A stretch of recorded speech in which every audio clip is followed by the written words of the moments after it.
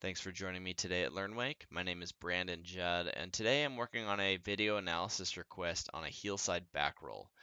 And this was submitted by Gerard, is the writer here, and he had some comments in his submission.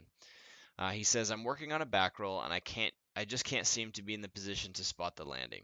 I realize you recommend not to cut out too wide, but I do so that I have the time to get ready. I try to wait to load.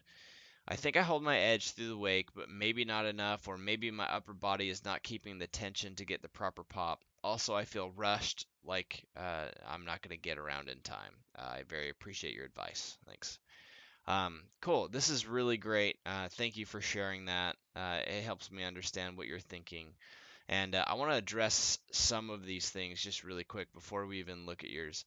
Um, so yes, we recommend not cutting out too wide um, at first, but the only reason we do that is so that you don't come in and load too early, and then you say you try to wait to load, which is what I noticed you did really well in the video. So that's not an issue, and we can definitely work through that.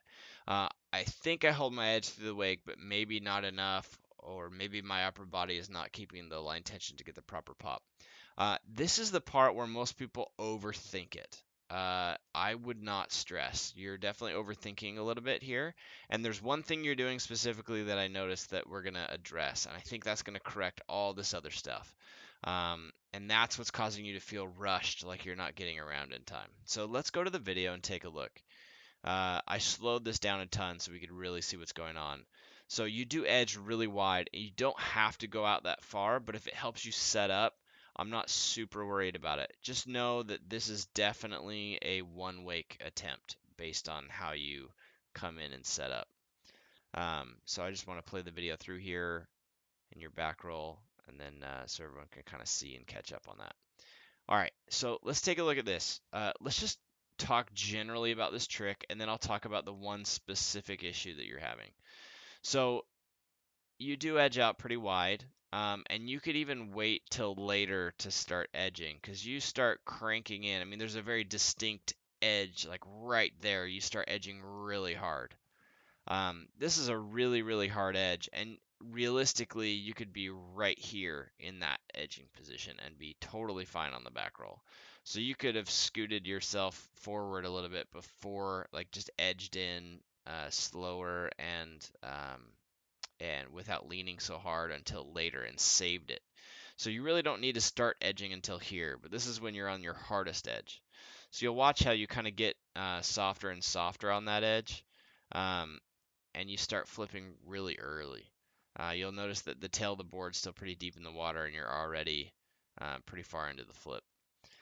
So there's a little bit of rushing going on there. And this is why we tell people not to edge out so far, because it's so hard to stop yourself from starting your edge because you're just so anxious to get there. You're worried you're not going to get it done right and you want to load up hard. So one thing you can do just to correct the approach, you can stay out wide like that and just be a little bit more patient and fluid. You don't have to go from nothing to everything. And if you're a little more patient and fluid, it'll put you at a harder edge later in the wake, which is what's happening. Because right now this is just early. Really, the only problem with the function of this trick, outside of a line tension thing that you're doing that I'll explain in a second, is it's just early. The flip itself is early. So either delay your approach, which is really hard for people to do, or edge away from the wake and back up the wake and away from the wake and back up the wake and away from the wake and then do a back roll. That is how we usually teach people to set up. So it's like uh, one warm up, two warm up, and then the third one is the back roll.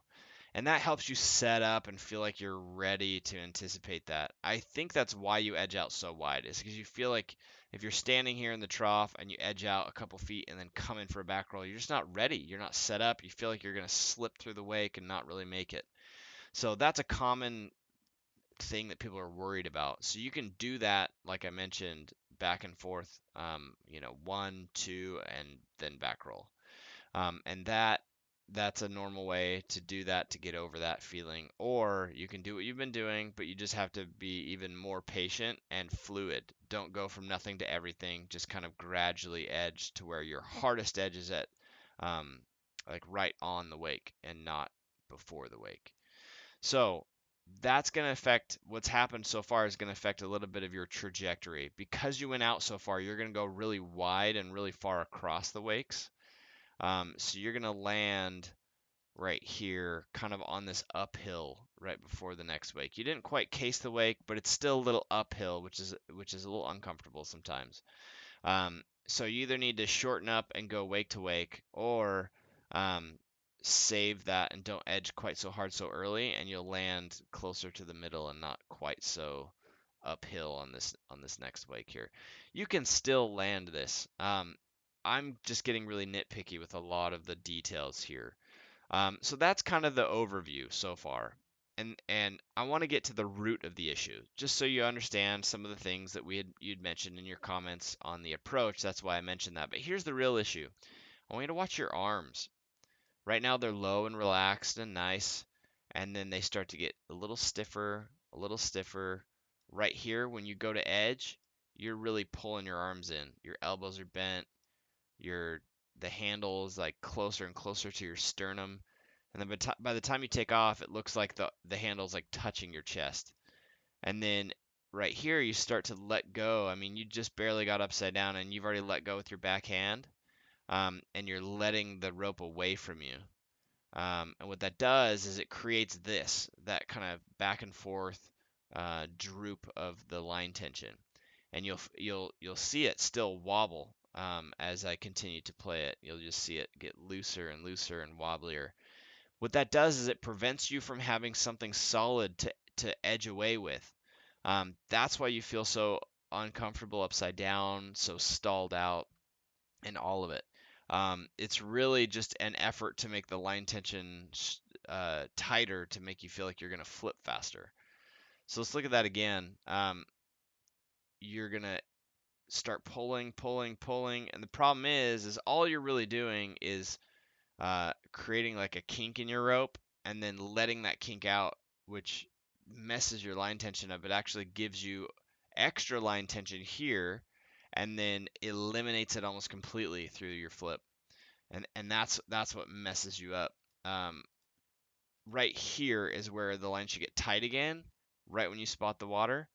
And right now your arms are kind of in your face, and you have a hard time seeing what's going on. And that line tension will kind of pick you back up, and you'll be able to stand upright.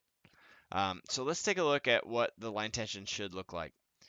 This is a Heelside back roll by Kyle Schmidt. This is a wake-to-wake version. You'll notice he didn't even go quite as wide as you did for your one-wake version.